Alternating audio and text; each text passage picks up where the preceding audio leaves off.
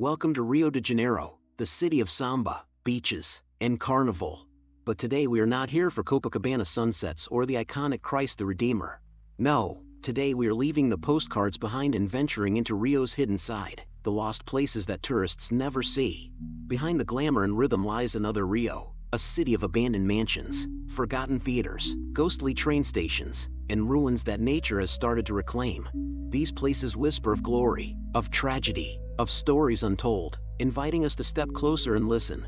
Our journey begins in the heart of downtown Rio, where towering skyscrapers hide shadows of the past. Walk a few blocks away from the bustling Avenida Rio Branco and you might stumble upon abandoned colonial mansions. Their once bright pastel facades are faded, their windows shattered. Plants crawl through broken walls. Some belong to wealthy coffee barons, men who built their fortunes in the 19th century when Brazil was one of the world's biggest exporters. Today, these shells stand as silent reminders of wealth that turned to dust. Not far from here lies the old Hotel Avenida, once the crown jewel of Rio. Opened in 1922 to celebrate Brazil's independence centennial, it hosted kings, movie stars, and politicians.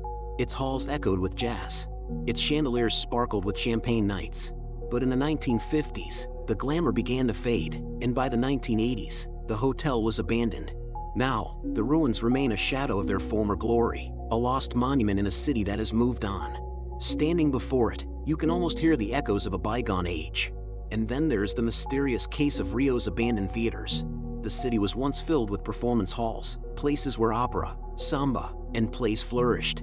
One of the most famous is the Cine Iris, a cinema that opened in 1909. For decades it entertained Rio with films, but by the late 20th century it closed and became a ruin. Today, graffiti covers its walls. Pigeons flutter inside its broken windows.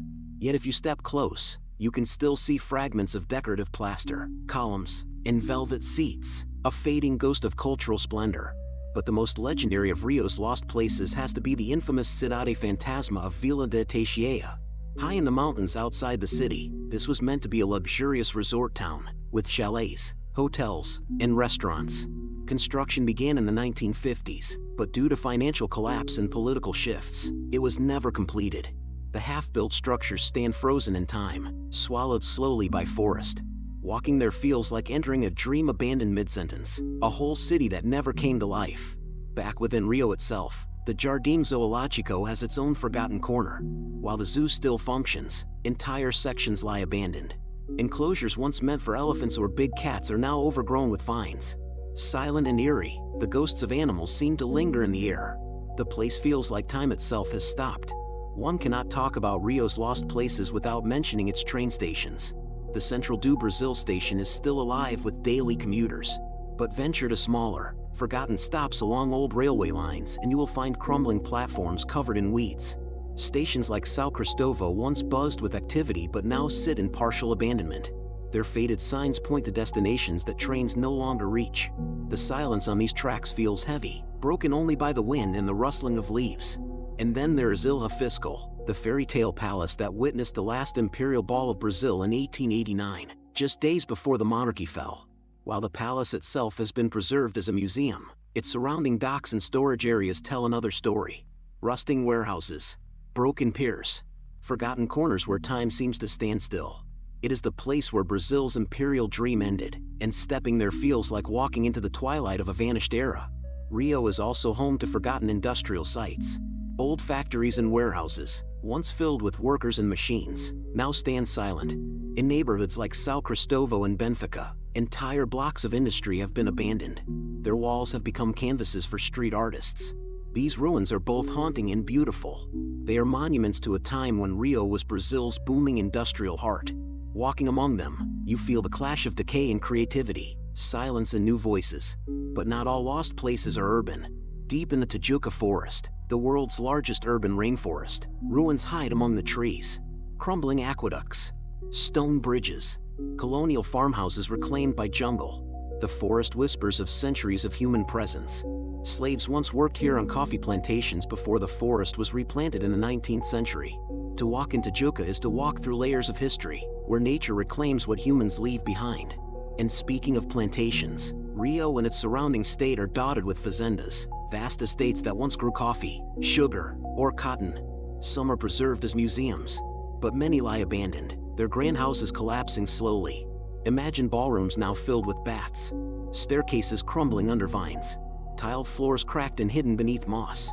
These fazendas hold stories of wealth built on exploitation, of lives lived in luxury beside lives lived in hardship. Today, they are ghostly reminders of Brazil's past. Another fascinating abandoned site is the Ilha das Cobras, the island of snakes.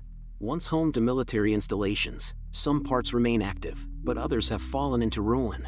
Cracked barracks, deserted watchtowers, rusting cannons pointing to an enemy that never came. Surrounded by the bay, you feel the loneliness of a place built for defense but now forgotten. And who could forget the lost favelas? Over the decades, some informal settlements were demolished or abandoned as residents were relocated. What remains are ghostly shells of homes, empty staircases, graffiti fading under the sun. These spaces are haunting not because of decay alone, but because they carry the memory of lives once lived vibrantly. One of the strangest sights in Rio is the Parque Lage Mansion. Today it is known as an art school and cultural hub, but parts of the estate remain eerily quiet. The overgrown gardens, once carefully manicured, now hold a wildness that feels enchanted. Couples and explorers wander here, sensing the layers of time. A place that has been a luxurious residence, a forgotten ruin, and now a reborn creative space. It is the perfect example of how lost places can be reclaimed and transformed. Rio de Janeiro's coastline also hides forgotten corners. Abandoned forts line its shores, like Forte do Vigia, now crumbling under salt and wind. Once proud defenders of the bay, they now stand as hollow guardians, open to the sea and sky. Exploring them is like touching Brazil's centuries of military history, feeling both the strength and the fragility of empires. Perhaps the most haunting of all are the hospitals and asylums left to rot. In the north zone of Rio lies the Colônia de Curupati, once a hospital for leprosy patients. Though parts are still in use, large sections are abandoned. Walls covered with peeling paint, windows broken, beds rusting in silence. Walking here is chilling. It is a place filled with both suffering and resilience, where thousands lived in forced isolation. The weight of human stories presses down on you in every corridor. And finally, high above the city and the hills are the forgotten chapels. Small shrines, built centuries ago, stand neglected, altars crumbling, statues worn smooth by time. Yet even in ruin, they carry a strange sacredness. Step inside and despite the dust and decay, you feel the presence of faith. These chapels remind us that even in abandonment, the spirit endures. So why do these lost places matter? Because they show us the other side of Rio de Janeiro, the side tourists rarely see. The city is not only about beaches, music, and festivals. It is also about memory, about dreams that were built and then abandoned, about spaces where history still lingers in silence. To explore these places is to explore Rio's soul, the part that is hidden, raw, and real. Next time you come to Rio, do not stop at the Sugarloaf or the Christ statue. Seek the ruins in Tijuca, the ghostly stations, the abandoned mansions. Stand in silence inside forgotten theaters.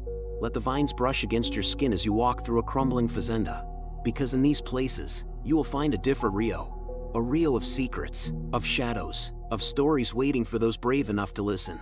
This is the true adventure, beyond the postcard, beyond the carnival, into the lost heart of Rio de Janeiro.